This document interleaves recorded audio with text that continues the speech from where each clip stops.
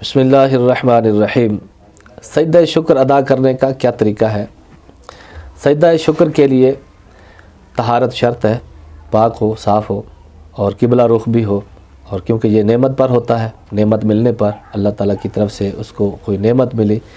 تو اس کے دل میں ایک کیفیت پیدا ہو گئی، اللہ کی بارگاہ میں اس کا دل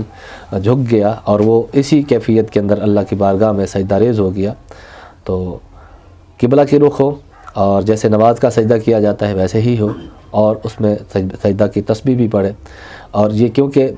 یہ دل کی خاص ایک کیفیت کے پر ہوتا ہے، نعمت ملی ہے، کامیابی ملی ہے اور اس کو انعام ملا ہے، جس کی وجہ سے اس کا دل اللہ کی بارگاہ میں جھک گیا ہے اور اس پر اس نے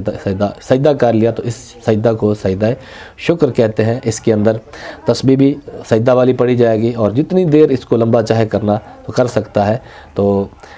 اسی طرح سجدے کے شکر کے لیے اور اس کے علاوہ کوئی شرط نہیں ہے، یعنی کہ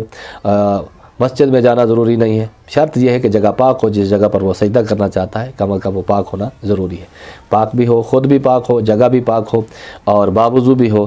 تو اچھی بات ہے، نہیں تو کم از کم اس کے لیے باوضو ہونا چاہیے، کیونکہ باوضو ہونے کے بغیر اس کا سجدہ شکر مکمل نہیں ہوگا، کیونکہ اللہ کی یہ نعمت پر اللہ کی بارگاہ میں سجدہ کرنا چاہتا ہے، لہذا اس کے لیے سجدہ شکر کے لیے باوضو بھی ہو اور سجدہ رخ